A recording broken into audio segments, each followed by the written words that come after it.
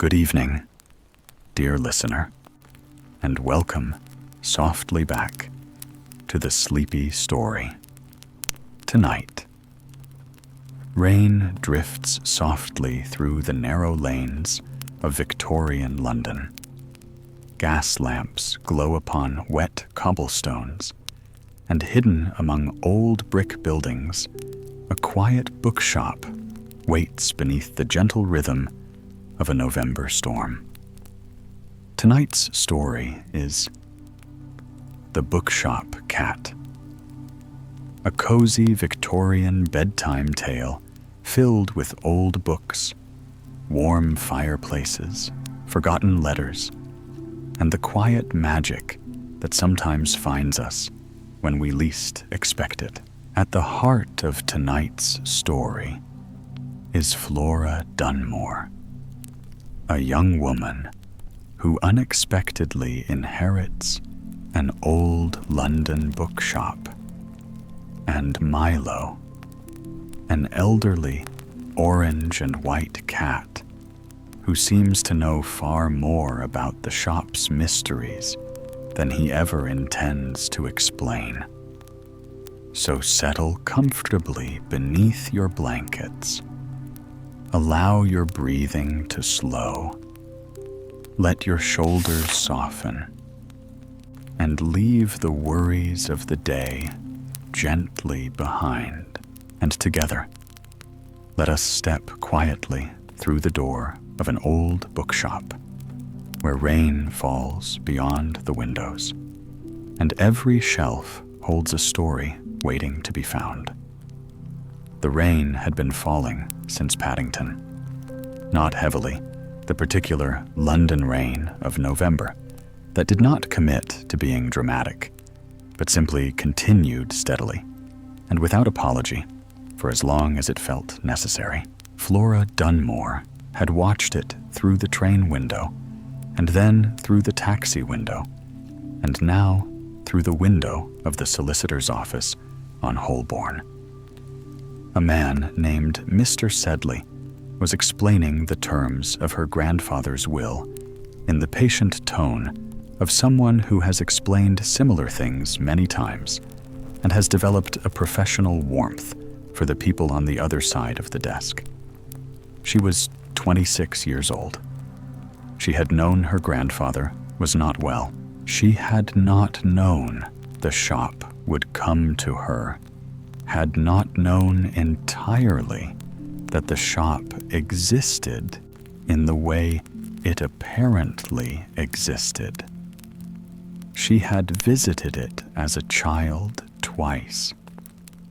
She remembered tall shelves and the smell of old paper and a cat on a windowsill, and her grandfather moving through the room with the ease of someone who knew every book in it personally.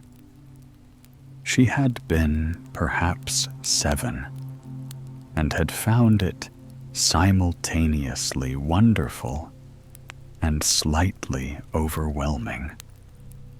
She had not been back. Life, she supposed university, then work, then the ordinary momentum of a life in motion that made it easy to mean to visit and difficult to actually go. She and her grandfather had written letters. He was a man who preferred letters to telephone calls, and she had adopted his preference because it suited her too.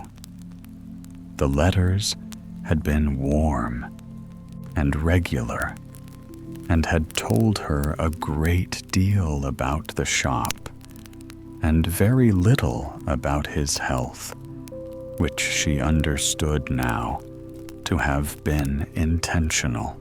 Mr. Sedley said, "The property passes to you in its entirety.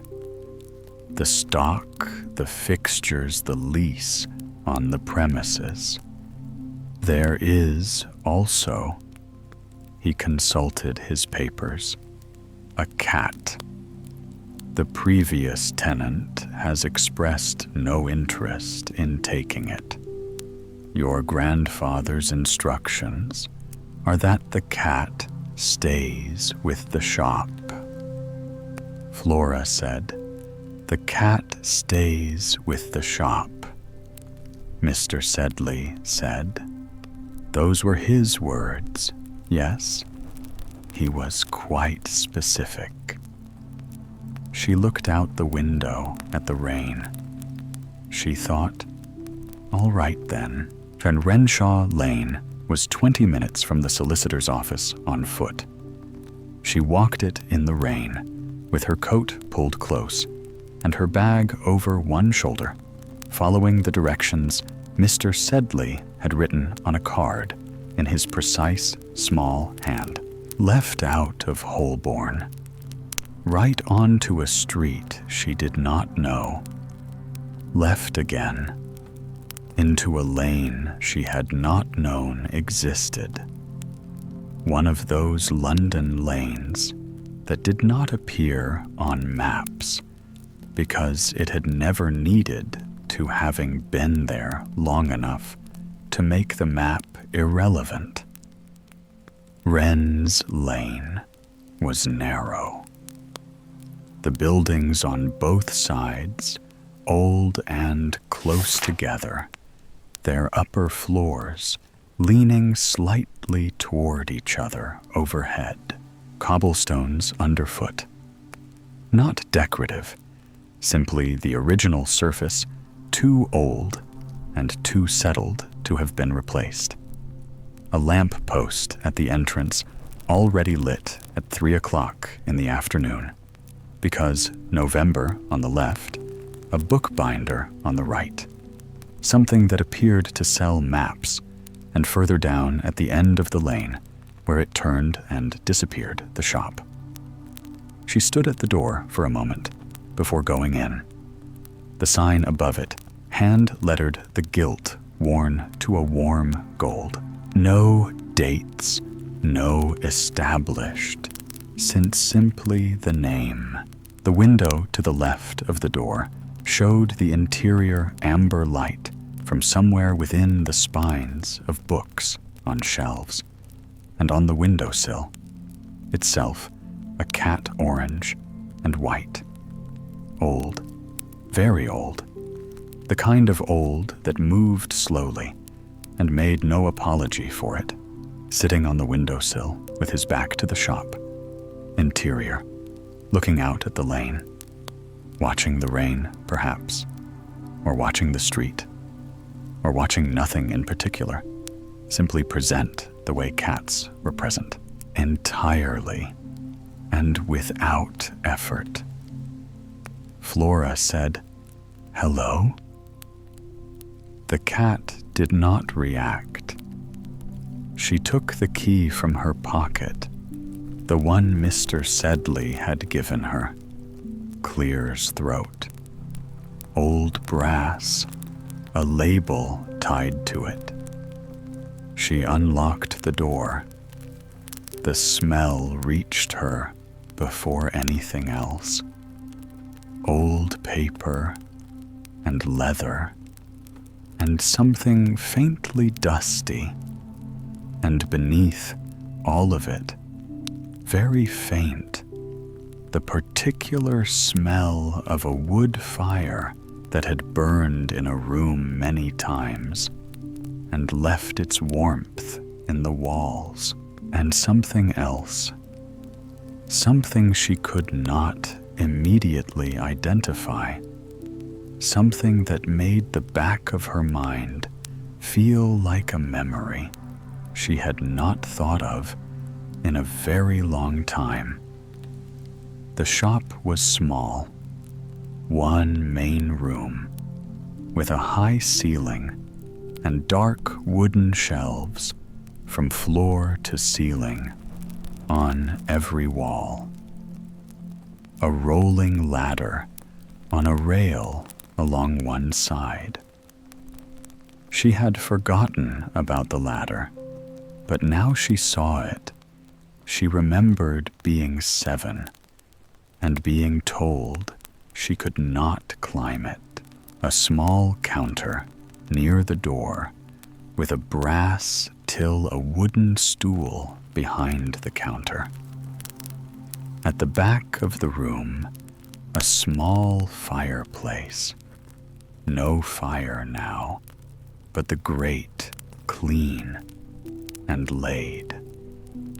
An armchair beside the fireplace, worn to the shape of the person who had always sat in it, and books everywhere, the shelves full and slightly overflowing, books stacked horizontally on top of the vertical ones, books on the windowsill, books on the counter, books in a low pile beside the armchair, as though they had been set down mid-reading and not yet replaced.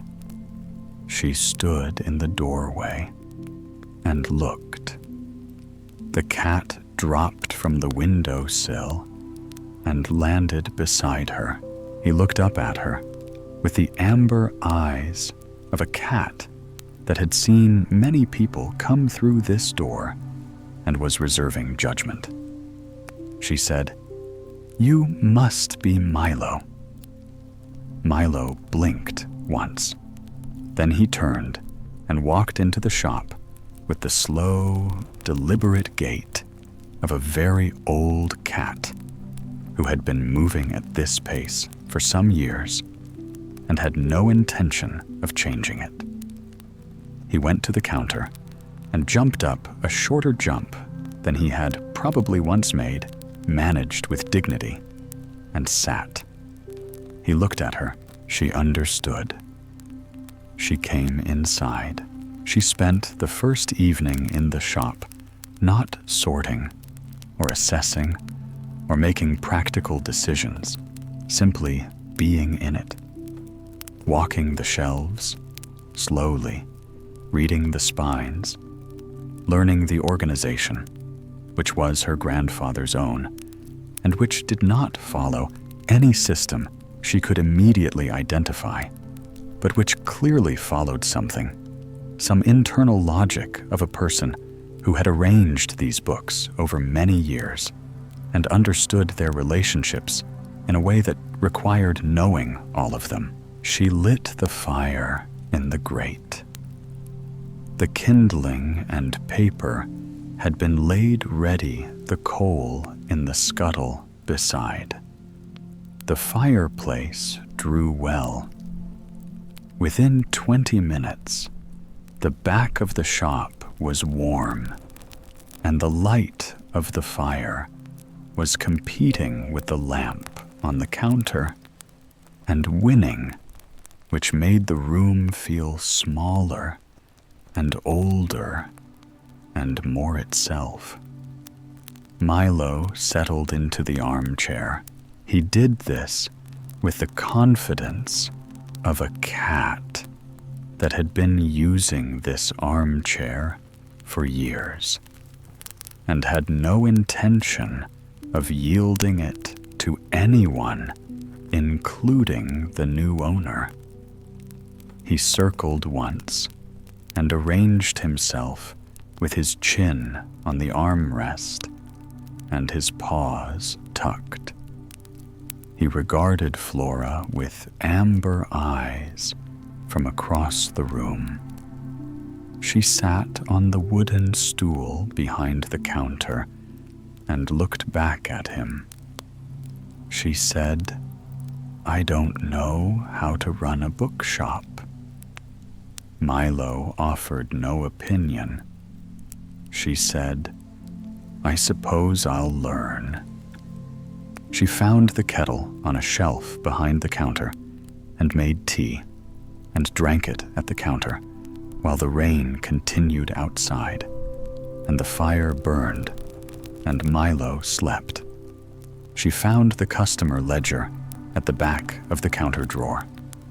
Not looking for it, the drawer was open, and she was looking for a pen, and found the ledger first. Large, dark green, the same cloth binding as the notebooks she had seen in Victorian novels. Her grandfather's handwriting on the spine in small, careful letters. She opened it. Her grandfather's handwriting inside small and careful, the same as the letters. The names of customers, the dates of their visits, the books they had bought or ordered or asked about, going back years, decades. The early entries in a different hand, her great-grandfather's, she supposed. The shop was older than she had realized. She turned the pages slowly. Names she did not know, regulars, the same names returning year after year. Notes in the margin about preferences, about orders, placed and collected, about the particular relationship between a bookseller who knew his stock and a reader who knew what they wanted. She turned to the most recent pages and found near the back a name with a different kind of notation beside it. Not the usual record of visits and purchases. A name, Mr. Thorn, and clears throat. Beside it, a series of dates with a single word repeated beside each one. Waited, waited, waited. The dates going back 3 years. The same word beside each one. The last entry 2 months ago, a week before her grandfather had gone into hospital. Waited. Flora set the ledger on the counter and looked at it. At the name. At the word repeated beside the dates. At 3 years of waiting, recorded faithfully in her grandfather's small, careful hand. She looked at Milo in the armchair. Milo was not asleep. He was watching her, his amber eyes very steady. She said, "Who is Mr. Thorn?" Milo said nothing. Of course. But he held her gaze for a moment longer than a cat usually did. The particular gaze of an animal that knows something and is making a decision about how much to show. Then he set his chin back on the armrest and closed his eyes. She locked the shop at 9 o'clock. There was a flat above small 2 rooms reached by a staircase at the back of the shop. Her grandfather had lived there, and she would live there too. At least for now. At least while she decided what she was deciding. She made herself supper in the small kitchen and ate at the small table and listened to the rain on the skylight above. She thought about the ledger, about Mr. Thorn, about 3 years of waited, about whatever her grandfather had been recording, whatever this man had been expected to return for and had not. She thought about Milo, about the way he had gone to the windowsill when she arrived, before she had opened the door, as though he had heard her coming or had been expecting someone. She went to bed in her grandfather's bed, with the rain on the skylight and the sound of the shop below, settling, breathing, being what it was. She thought, tomorrow I will open the shop. She thought, tomorrow I will look at the ledger more carefully. She thought, I wonder where Milo sleeps. A sound below a small thud. The soft landing of a cat jumping from somewhere high to somewhere lower. Then, quiet. She thought, he sleeps in the shop. Of course he does.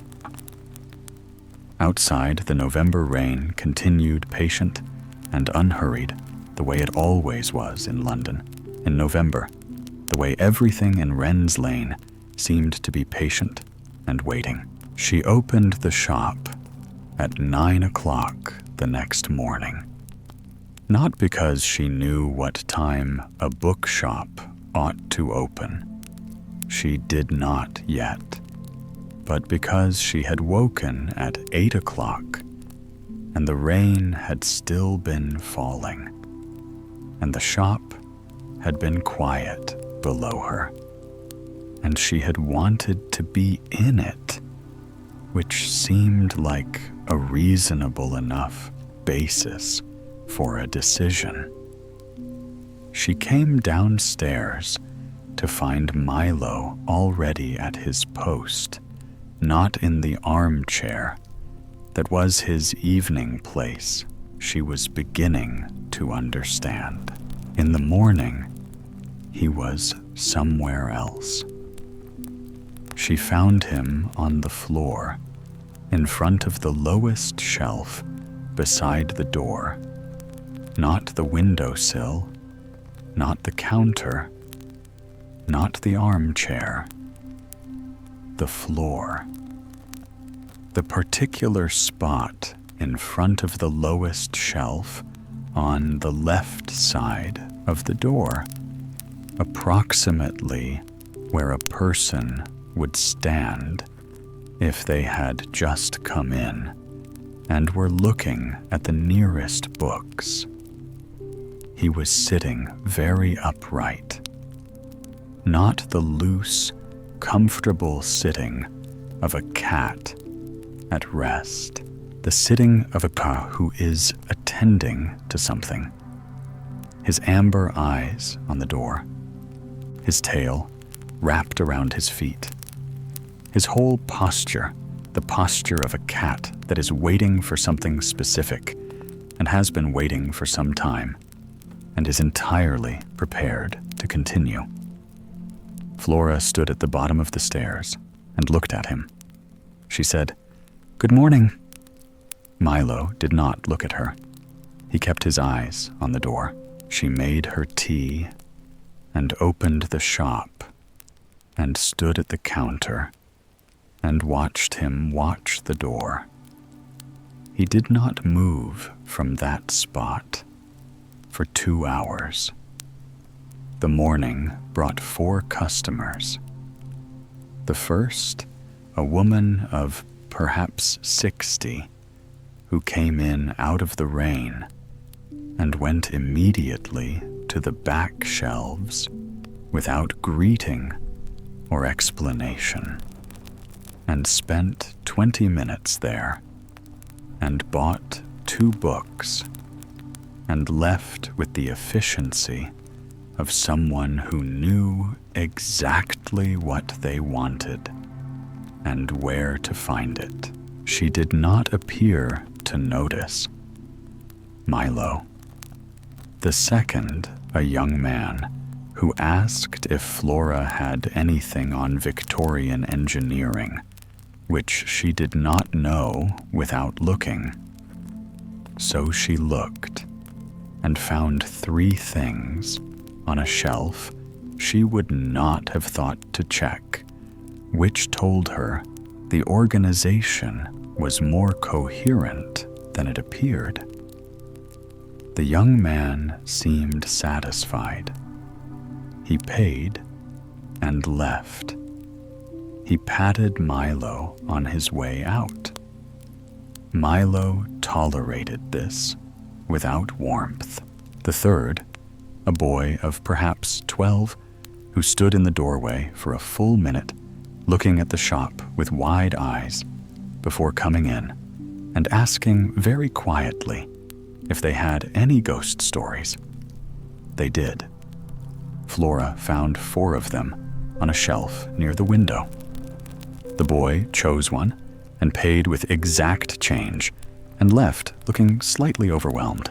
The 4th, an elderly woman who did not buy anything, but who stood at the shelves for half an hour with the expression of someone visiting somewhere they had been before and were checking to see what had changed. At the end of half an hour, she came to the counter and said, "You are George Dunmore's granddaughter." Flora said, "Yes." The woman said, "You look like him." Around the eyes. She left without another word. Flora looked at Milo. Milo was still watching the door. In the afternoon, she went back to the ledger. She had been thinking about it since the night before, about Mr. Thorne and the column of weighted entries and the 3 years of them. She turned to the earlier pages, looking for the same name for when Mr. Thorne had first appeared, and what he had bought, and what her grandfather had thought worth noting. She found him 30 pages back. The first entry 7 years ago. Mr. Thorne, and beside it, in her grandfather's careful hand, not a book title, but a description. Looking for something specific. Does not know what it is yet. Will know it when he finds it. Flora read this twice. She turned the pages forward. Mr. Thorne, appearing regularly, once a month, sometimes more. Each entry brief. Sometimes a book purchased. Sometimes nothing. Always a note. Getting closer. Or not today. Or simply still looking. And then, 4 years ago, an entry different from the rest. Mr. Thorne found something. Not ready to take it yet. Will come back. Flora set the ledger down. Found something. Not ready to take it yet. Will come back. And then 3 years of waited. Her grandfather coming to the shop every day and opening it and waiting and writing, waited in the ledger and going home. 3 years of it. Until 2 months ago, when he had gone into hospital and had not come back to the shop himself. She looked at the shelf beside the door. At the lowest shelf. At Milo still in his place before it. Still watching the door with his amber eyes. She thought he found something on that shelf. She thought. And he left it there. She went to the shelf. She crouched down and looked at the books on the lowest level. ordinary-looking books, various subjects, various ages, nothing immediately distinctive. She began to go through them slowly, one by one, pulling each one out slightly and looking at the spine and replacing it. Milo moved. He stood and walked 2 steps to the left along the shelf and sat again, precisely in front of one particular section, not looking at her, looking at the shelf. Flora looked at the section Milo had indicated. 5 books. She pulled the first one out. Nothing unusual. The second, the third, she stopped.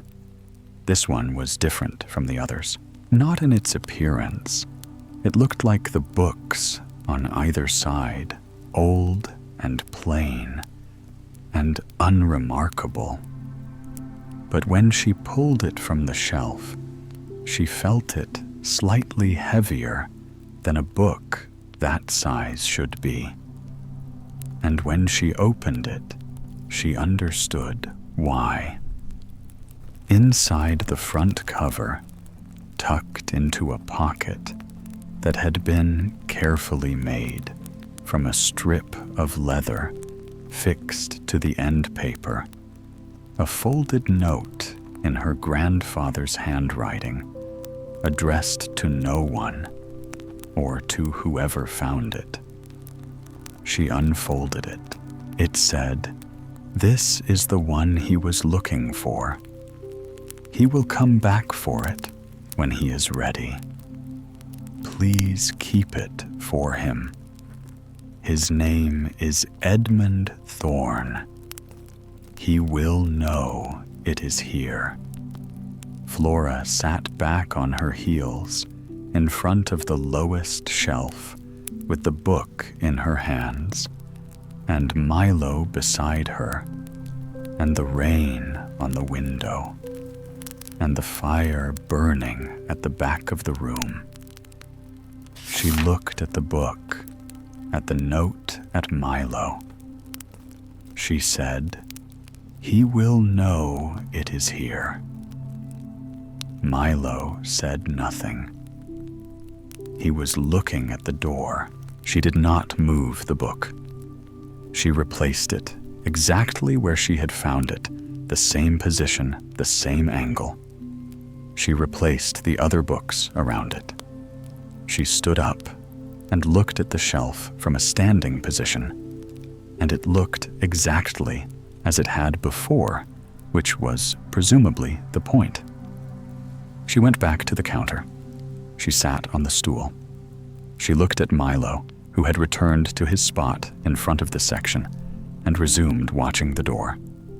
She thought about Edmund Thorne, about a man who had been coming to this shop for 7 years, looking for something specific, without knowing what it was, who had found it 4 years ago and had not been ready to take it, who had said he would come back and had not come back in 3 years.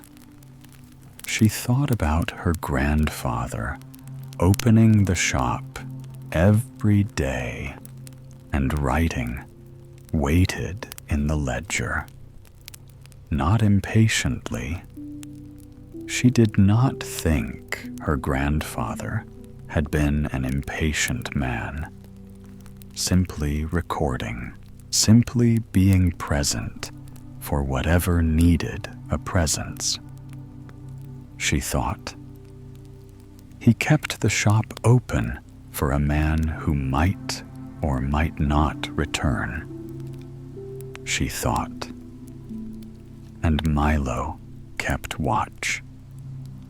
Outside, the November rain continued, the lane dark in the afternoon, the lamp post at its entrance making its amber pool on the wet cobblestones.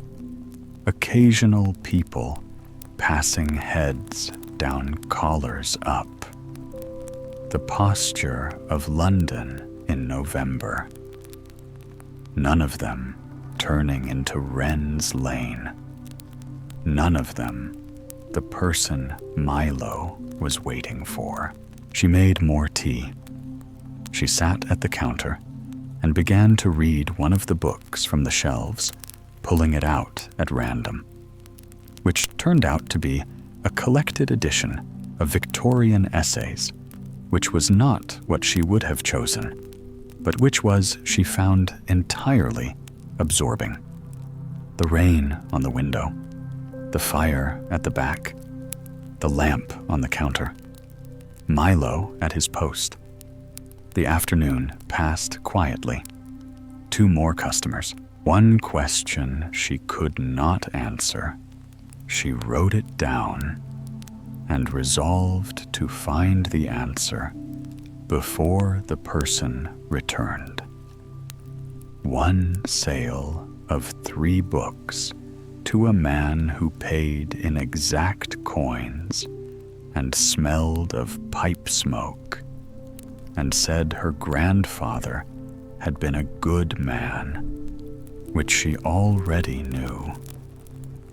At 5 o'clock, she looked up from the Victorian essays and found that Milo had moved.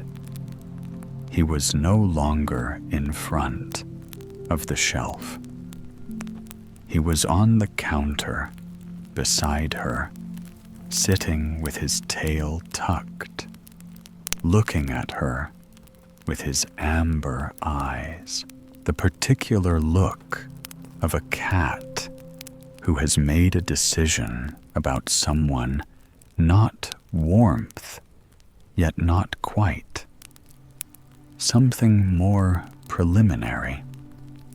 Something that said, "You are still here. I have noted this." She said, "I'm still here." She reached out and put a hand near him, not touching, simply near, the way you offered your hand to a cat and let them decide. Milo looked at her hand. He looked at her. Then he pressed his forehead very briefly against her knuckles, the lightest touch, barely anything, and then withdrew and began to wash his face as though nothing had happened. Flora looked at her hand. She thought, "All right then, we understand each other." She closed the shop at 6 o'clock. She stood at the door for a moment before turning the sign, looking back at the room. The fire burned low. The lamps warmed the shelves of books on every wall. The book in the lowest shelf beside the door, waiting where it had been, waiting. Milo, back in the armchair, already arranged for the night. She turned the sign. She went upstairs and made her supper and sat at the small kitchen table and looked out at the wet lane below. The lamp post, the cobblestones shining the bookbinder across the way, also closed. The rain still falling lighter, now barely there. The particular London evening of November settling in. She thought about the note, about Edmund Thorne, about a book waiting on a shelf for 3 years. She thought, he will come back when he is ready. She thought, my grandfather believed that enough to write it down, enough to keep the shop open enough to ask Milo. to watch the door. She did not know if that was true, but she thought she would keep the shop open too, and the book where it was, and the ledger as it was, because her grandfather had understood something about this, and she did not yet understand it. But she was beginning to think she might, with enough time and enough rainy afternoons and enough evenings at the counter with the Victorian essays and the fire and Milo in the armchair. Outside, the rain had almost stopped, the lane glistening, the lamp post making its amber circle on the wet stones, the shop below dark and quiet and waiting as it had always waited, as Milo had always waited, patient as a cat, which was to say, entirely. A week passed, then another. Flora learned the shop the way you learned anything that required close attention, slowly through the accumulation of days, the rhythm of it, the particular customers who came on particular days, the woman of 60 on Tuesdays and Thursdays, always to the back shelves, always efficient. The pipe smoke man on Fridays. A handful of others she was beginning to recognize without yet knowing their names, the organization of the shelves, revealing itself gradually as she moved through the stock. Not alphabetical, not by subject, in any simple sense. Something more like a conversation between books arranged by her grandfather, according to relationships she was slowly learning to read. She learned to make good tea on the small electric kettle. She learned which floorboards creaked and which drawer stuck, and how the brass till required a particular angle of pressure to open. She learned that the fire in the back drew better when the damper was half open, and that the lamp on the counter needed its wick trimmed every 3 days. She learned Milo, his morning position before the shelf by the door, always the same spot, always watching the door, always with that particular upright, attentive sitting that was not his resting posture. His afternoon movement to the counter, where he would sit beside her, and occasionally press his forehead briefly against her hand, which she had come to understand was Milo's version of significant warmth. His evening arrangement in the armchair from which he would not be moved. She had not touched the book in the shelf. She had thought about it many times, had gone to the shelf and looked at the section Milo had indicated, and thought about pulling the book out again and reading her grandfather's note again. But each time she had decided against it. The book was not hers to read. The note was not hers to read again.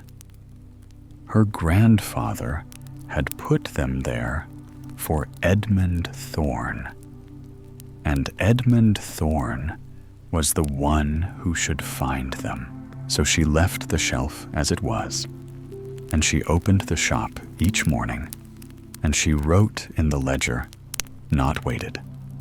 She was not going to write waited.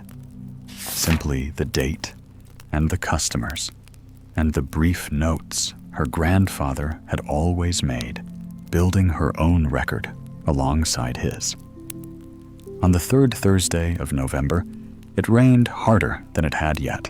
She heard it before she saw it woke at 6 o'clock to the sound of it on the skylight, heavier than usual.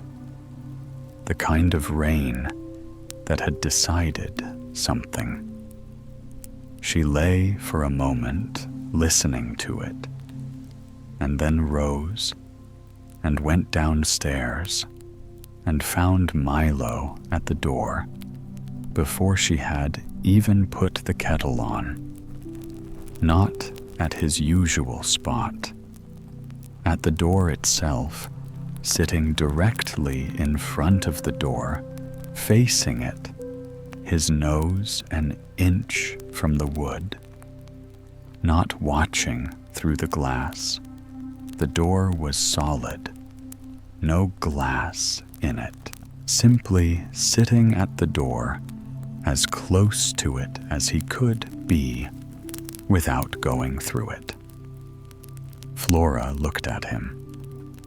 She said, "Good morning." Milo did not look at her. He was entirely focused on the door. She made her tea. She stood at the counter and watched him and thought about what it meant that he had moved from his usual spot to the door itself, whether it meant anything at all. He was a cat, and cats did things for reasons that were their own and did not require explanation. But he had been consistent for 3 weeks. His morning position had not varied in 3 weeks, and this morning it had varied. She opened the shop at 9 o'clock. Milo moved aside to let her turn the sign and open the door, and then returned to his position in front of it, the door now open, the rain sound coming through the wet smell of the November morning, filling the front of the shop. He sat and looked out at the lane. The first hour passed. 2 customers. Neither of them Edmund Thorne, both of them regulars, who took their books and left with the usual brief exchanges. Flora read at the counter. The rain continued. Milo did not move from the door. At 10:30, she heard footsteps on the cobblestones. Not unusual people walk through the lane at all hours. But these footsteps were different in some way she could not immediately articulate. Slower than most. More deliberate.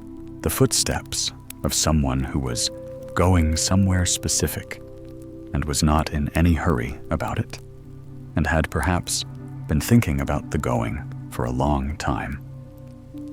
Milo stood.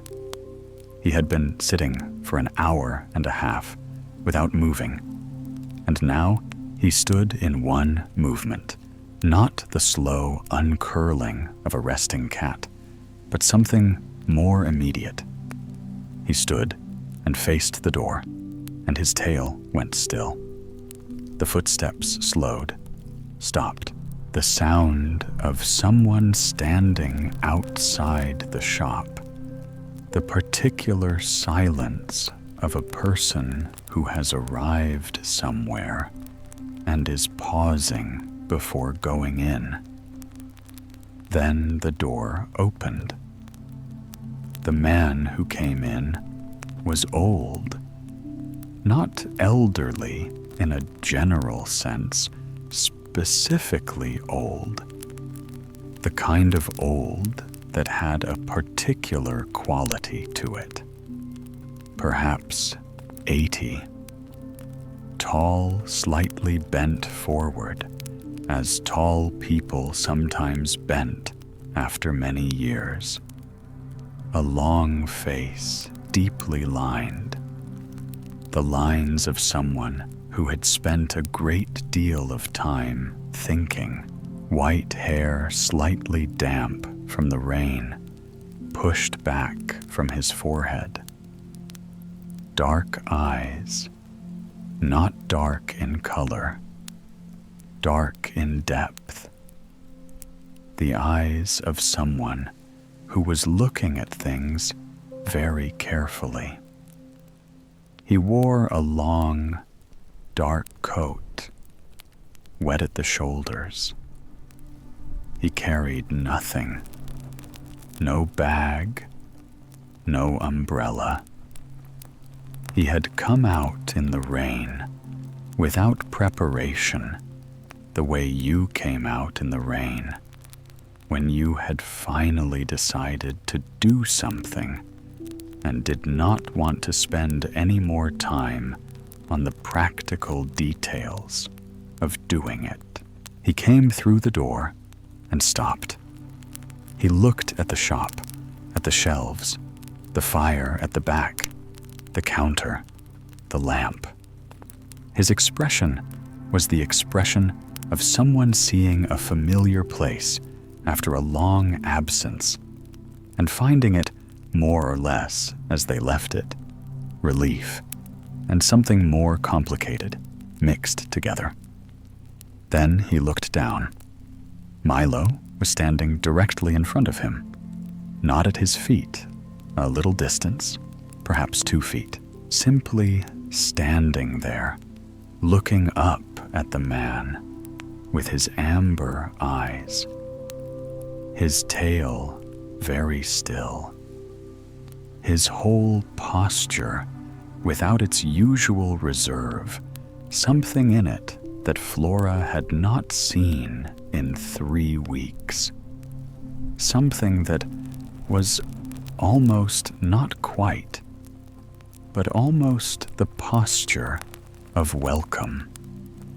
The man looked at Milo for a long moment. He said, "Hello, old friend. I am sorry it took so long." His voice was quiet, the particular quiet of a voice that had once been strong and had become quieter with age, but had not lost its quality. He said it to the cat the way you said things to animals when you were not performing for anyone, and meant what you said. Milo blinked slowly once.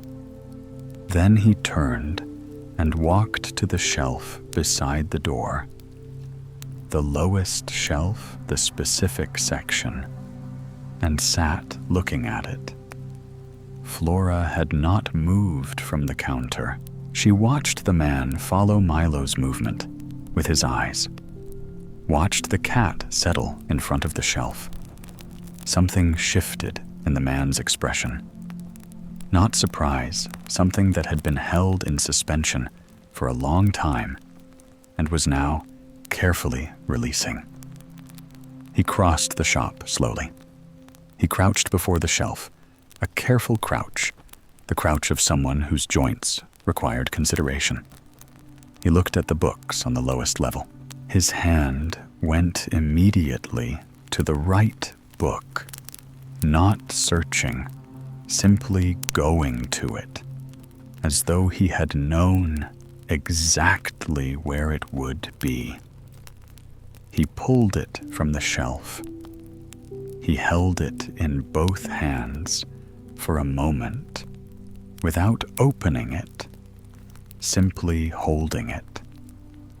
The rain on the window, the fire at the back, Milo beside him, very still. Then he opened it. He found the note immediately. He had known it was there, or had known it might be. He unfolded it and read it. His expression as he read was entirely private. Flora looked away at the counter at her hands. Some things were not for watching. A long moment of silence. Then the man said quietly, to himself or to the room, "Thank you, George." Flora looked up. The man was still crouching before the shelf, the book in his hands, the note folded and replaced inside the cover. Milo had moved, was now sitting beside the man's knee, his flank just touching the man's coat. The particular proximity of a cat that has decided that a specific person deserves their presence. The man looked up at Flora. He said, "You must be George's granddaughter." Flora said, "Yes, I am Flora." He said, "He spoke of you often. He was very proud of you." He rose slowly, the book still in his hands. He came to the counter. He set the book down between them and looked at her. He said, "I owe this shop a great deal. Your grandfather was a patient man." Flora said, "He was.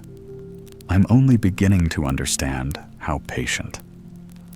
The man looked at the book on the counter, at the cover, worn plain, nothing to distinguish it from 1,000 other books.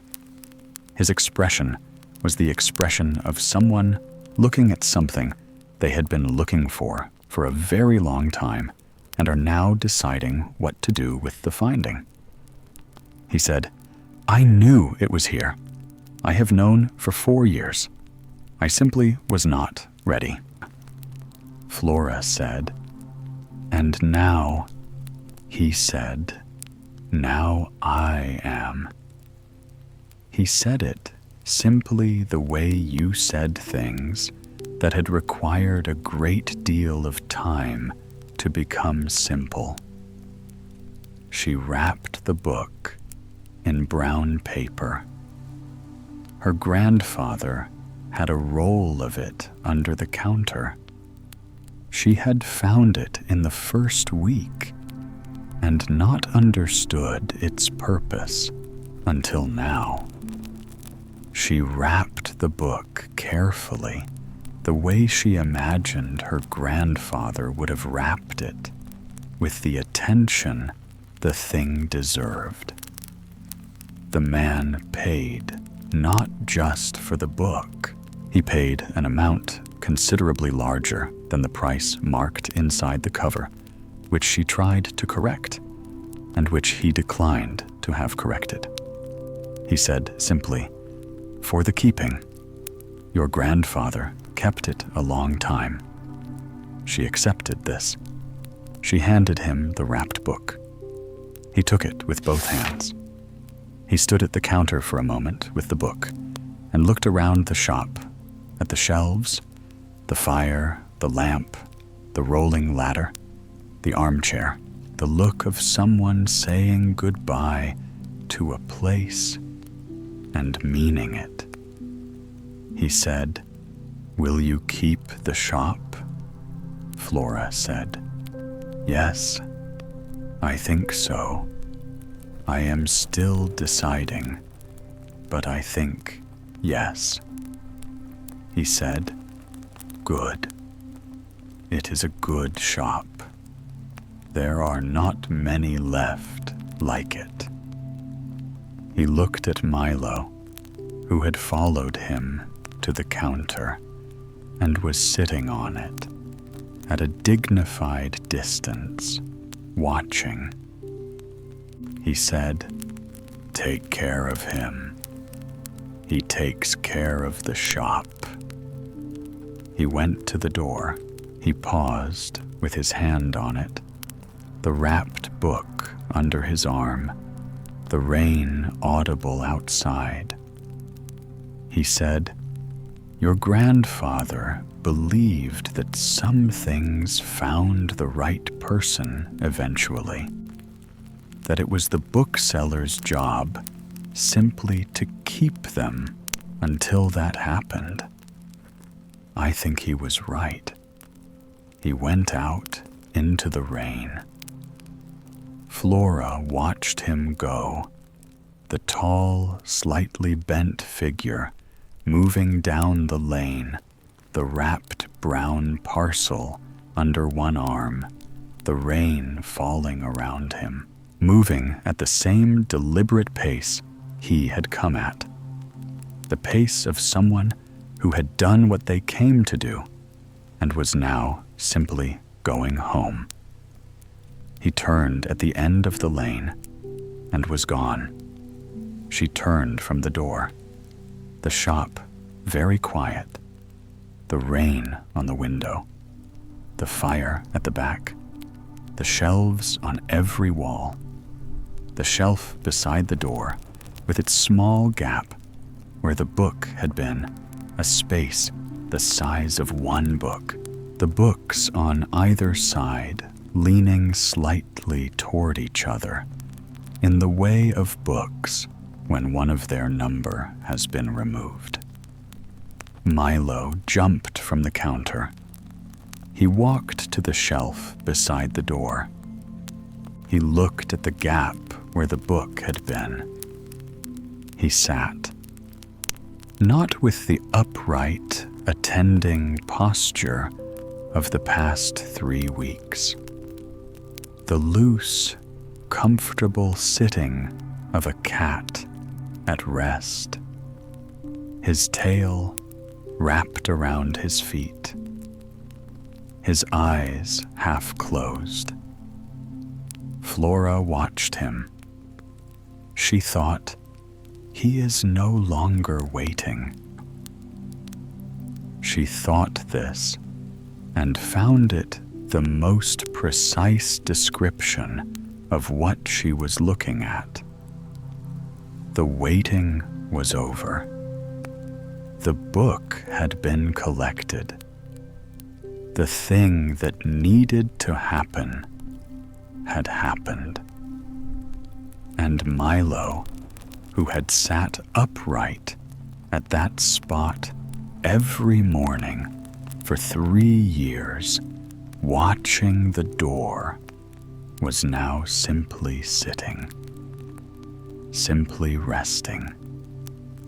The particular rest of something that has completed what it was doing. She went to the ledger. She opened it to the most recent page. She found the column of weighted entries.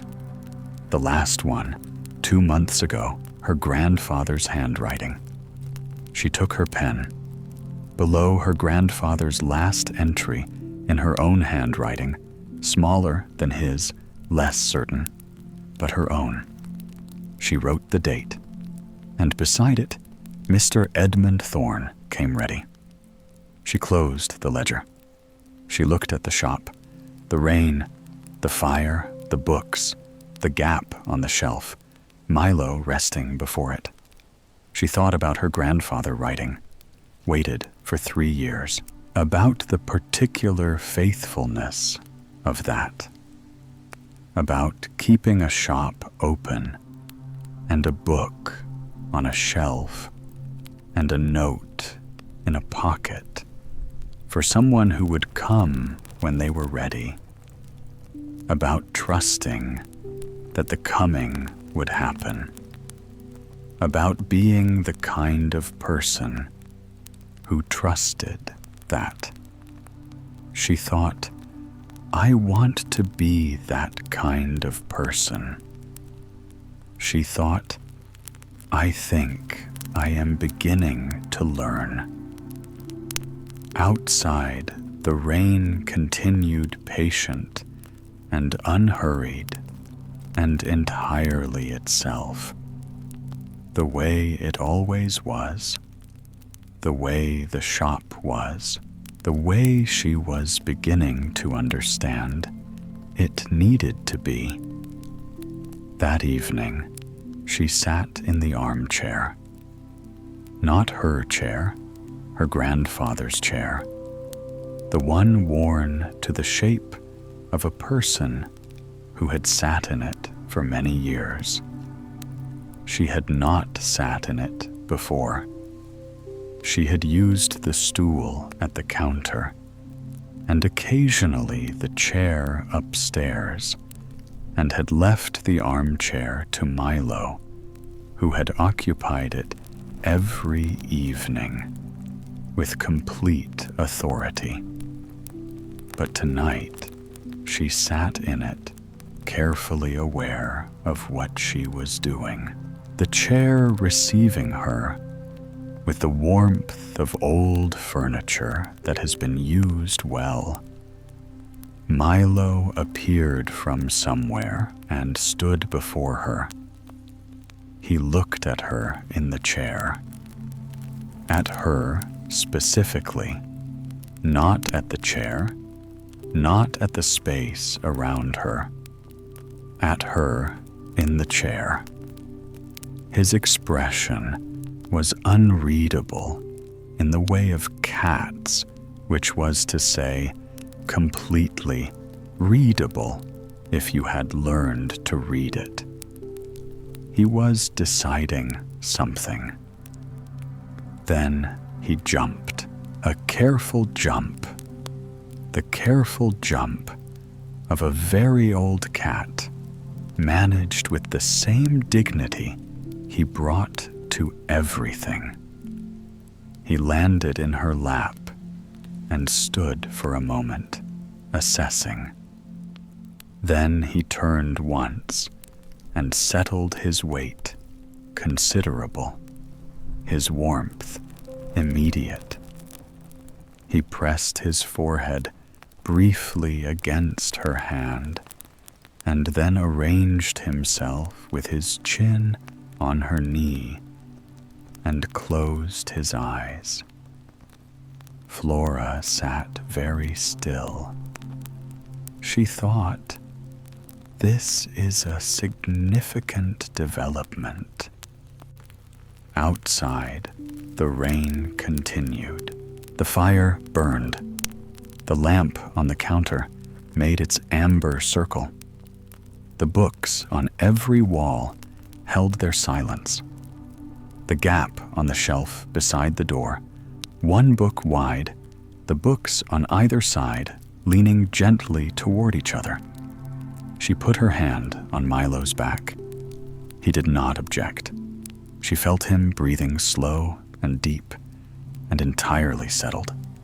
The breathing of a cat that has done what it needed to do and is now simply resting. She thought about Edmund Thorne, about him going out into the rain without preparation, because he had finally decided to come about 4 years of knowing the book was there and not being ready about whatever had changed, whatever had made this particular November morning, the morning when the readiness arrived.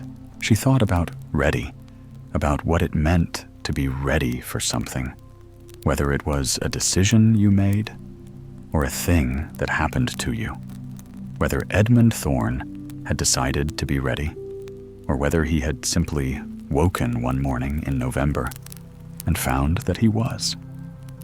She thought the second was probably closer to the truth. That readiness was not manufactured, but arrived. That the job in the meantime was to keep the thing waiting and trust the arriving. Her grandfather had understood this. 3 years of weighted in the ledger, not resignation, not impatience, Simply the faithful recording of a shop that was open, and a book that was on the shelf, and a cat that was watching the door. The daily work of someone who had made their peace with the gap between the thing being ready and the person being ready, who had kept the faith that the gap would close. She thought, I want to learn to do that. She thought, I think he left me the shop, so I could. December arrived without announcement. As months did in London, the transition from November, not dramatic, but cumulative. The cold settling into a different register, more committed, the dark arriving, earlier the lamps in the lane going on at 3 o'clock in the afternoon. The rain acquiring a different quality, less the gray horizontal rain of November, and more the cold, precise rain of December, each drop knowing what it was doing. The shop was warm. She had learned to bank the fire properly, her grandfather's technique, which she had worked out from the evidence of the grate and the scuttle, and the particular way the shop held heat when it was done right. The cold outside making the warmth inside more itself the way cold always did, the windows misting slightly in the evenings. The particular smell of a bookshop in winter, old paper and warm wood, and the trace of the fire in the walls. She was learning the books slowly, the way she learned everything through the accumulation of days. Her grandfather's organization revealing itself gradually as she spent time in the stock. Not alphabetical, not by subject in any simple way. By relationship, she had decided, by the particular conversation each book was having with the books around it. A system that required knowing all the books to fully understand, which meant she was years from understanding it fully, which meant she was here for years. She found she did not mind this. She had come to Wren's Lane with no particular plan beyond dealing with the inheritance and then returning to her previous life. She had not examined her previous life closely enough to notice that it did not fit her the way she had assumed. The shop had given her the time and the quiet to notice. The rain on the window, the fire at the back, the customers with their particular needs, and the pleasure of finding what they needed. The ledger growing in her handwriting alongside her grandfather's. Milo in her lap in the evenings, his breathing slow and deep, his weight entirely real. She was staying. She had not said this aloud yet, not to anyone.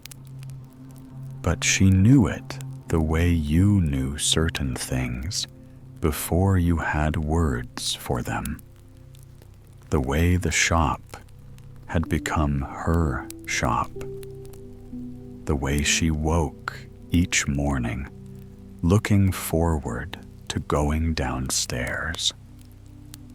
The way Wren's Lane had stopped being a lane, she did not know, and started being the lane outside the window.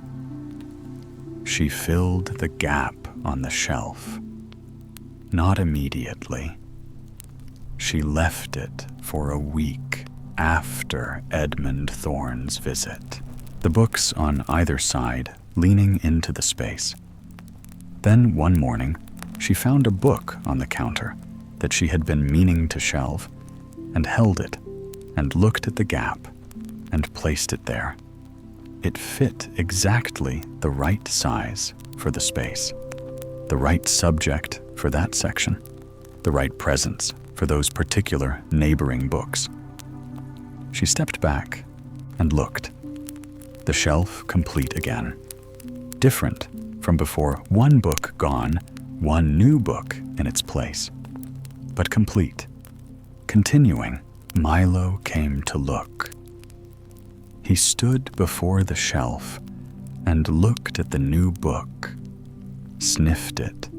Once the delicate, precise sniff of a cat cataloging something new.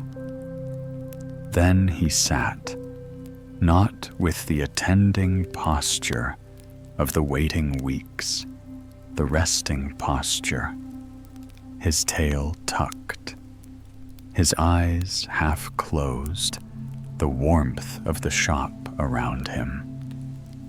Flora sat on the wooden stool at the counter and looked at him. She thought about her grandfather, finding a place for each book, choosing not just the right shelf, but the right neighbors.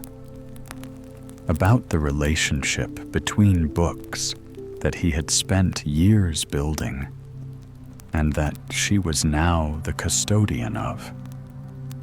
About the book that had sat in that spot for 4 years, waiting for Edmund Thorne.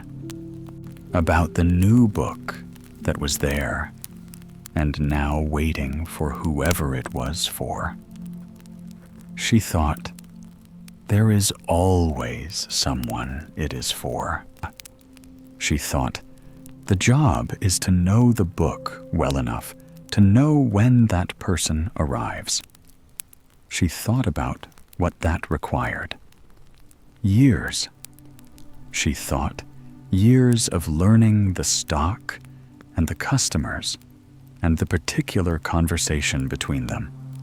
Years of opening the shop and writing in the ledger and keeping the fire going and learning who came and what they needed and what the shop had that could meet it. She thought, all right then. She thought it the way she had thought it, standing at the door on the first day, simply without drama, the way certain things became certain, not all at once, but so gradually that by the time you noticed, they had been certain for some time. A customer came in at noon. A woman she had not seen before, perhaps 50. Her coat wet from the rain. Her expression, the expression of someone who has come in out of the cold, not primarily for books, but for the warmth, and has decided to look at the books while she is here. Flora recognized this. She had learned to recognize the different kinds of entering the purposeful, the browsing, the accidental. Each kind needed something different. This one needed to be left alone. The woman moved along the shelves. She moved slowly, her head tilted to read the spines. She was not looking for anything specific. Her body language said that clearly. She was simply moving through the books the way you moved through a garden, seeing what was there, letting things catch your eye. She stopped at the shelf near the window. She pulled a book out, looked at the cover, read. The first page, stood for a moment with it in her hands, in the particular way of someone who has found something they were not looking for and is now recalibrating. She brought it to the counter. She said, "I didn't know I was looking for this." Flora said, "The good ones are like that." The woman looked at her. She said, "Your grandfather used to say the same thing." Flora looked at her. The woman said, "I have been coming here for 20 years. I am glad the shop is open." She paid and left. Flora watched her go out into the rain, the book under her coat protected. She wrote in the ledger the date the book a brief note. She wrote, "Did not know she was looking for this. The good ones are like that." She looked at the note, at her grandfather's handwriting on the pages before hers, and her own handwriting continuing it. Two hands, two people, the same shop, the same understanding of what the shop was for. She thought, "He taught me this." Not directly, not in person, not in lessons, in the letters, in the ledger, in the book, left on the shelf with the note in the pocket, and the cat keeping watch. In the shop itself, in the organization of it, the care of it, the particular faithfulness of a place that had been tended well for a very long time, and showed it in every surface and every shelf and every book correctly placed.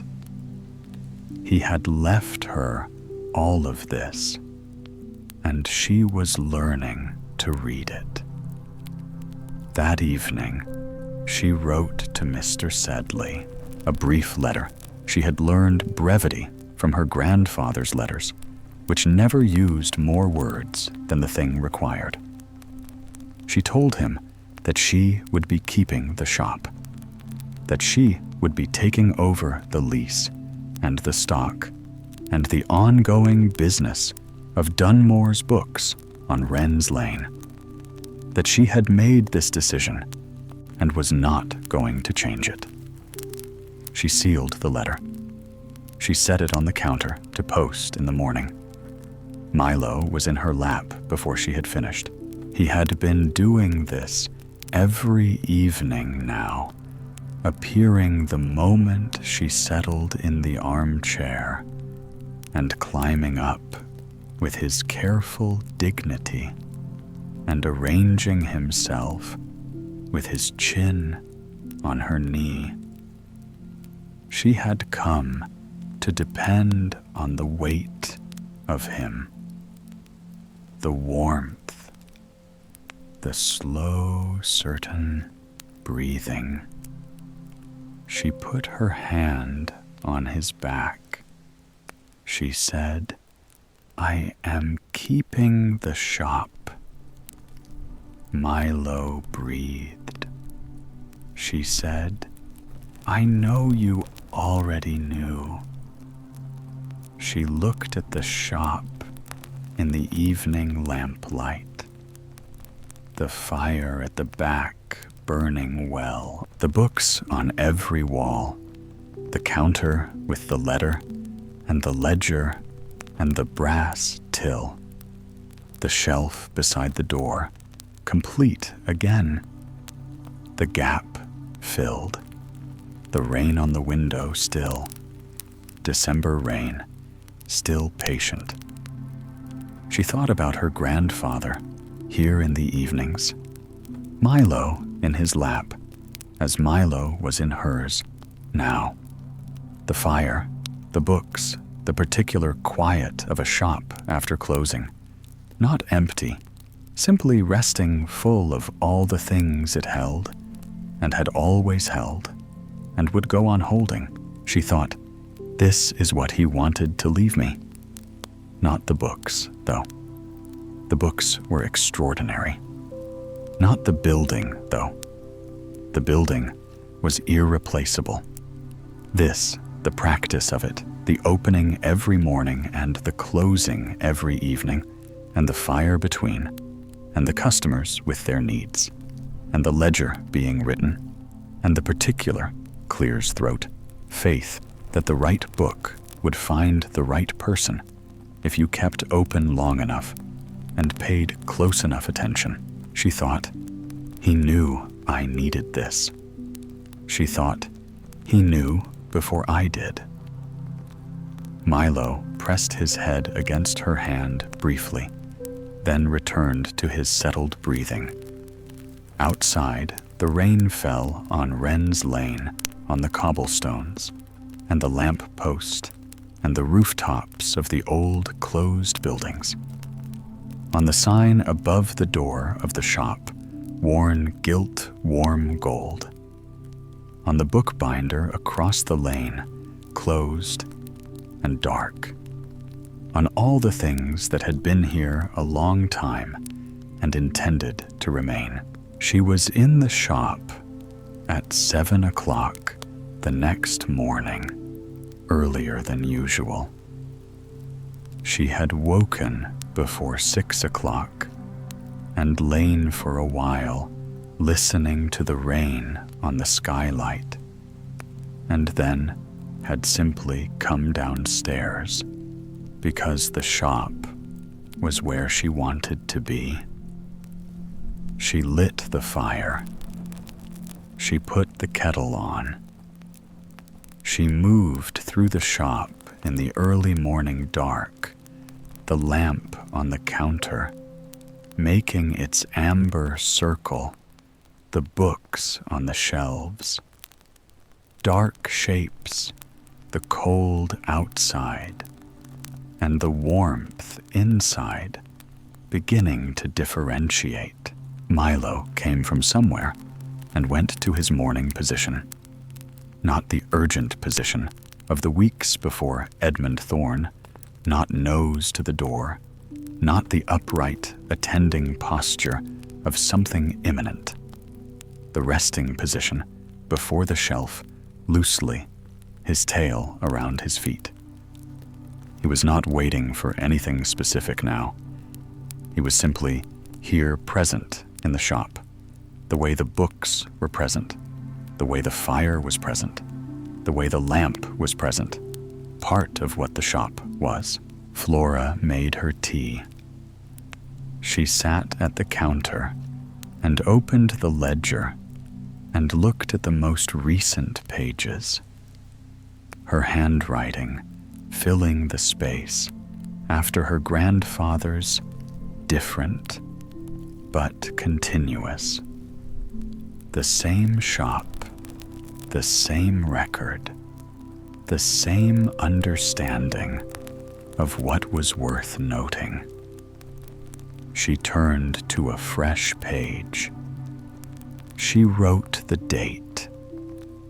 She left the rest blank.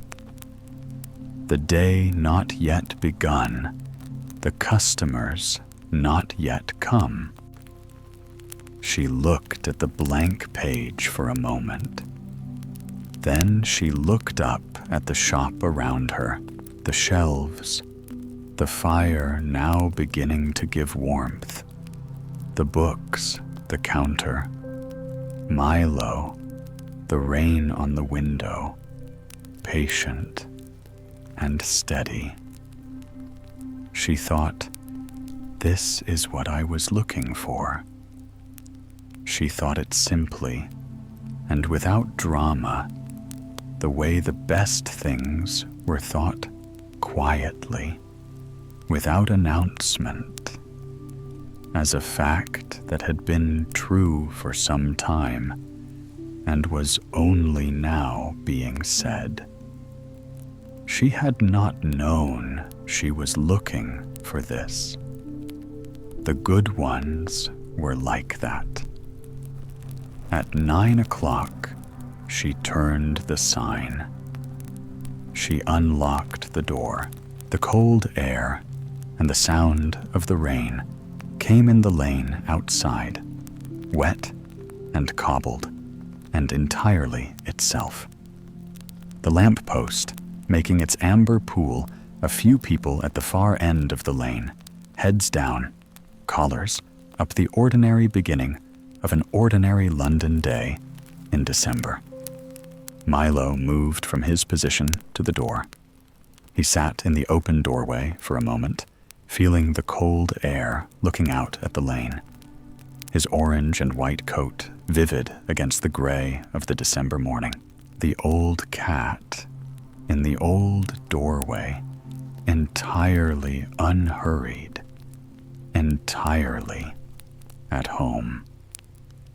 Then he turned and walked back inside and went to his morning position and settled, his amber eyes open, watching the door, ready for whoever came. Flora stood at the counter, the fire behind her, the books around her, the rain outside the open door, the pen in her hand, and the ledger open, and the day's blank page waiting. She thought, "Good morning, shop." She thought, "Let us see who comes." Outside, the December rain fell on Wren's Lane, patient and unhurried, and entirely certain of itself, the way rain was the way the shop was the way some things were when they had been tended well enough and long enough and trusted to do what they did, simply without hurrying in the rain. And now, dear listener, the lamps of Wren's Lane glow softly in the rain. The fire burns low within the bookshop. The shelves stand quietly beneath their years of stories, and Milo rests peacefully where he belongs. Flora has found her place. The shop remains open. The ledger continues. And somewhere beyond the rain-swept streets of London, another reader is perhaps discovering the very book they have been searching for all along. Perhaps by now, your thoughts have become softer, your breathing slower, and your eyes wonderfully heavy. There are no more shelves to explore tonight, no more mysteries waiting in the rain, only warmth, quiet, and peaceful rest. Thank you for spending this peaceful evening with the Sleepy Story. Until next time, sleep deeply, dream peacefully, and good night.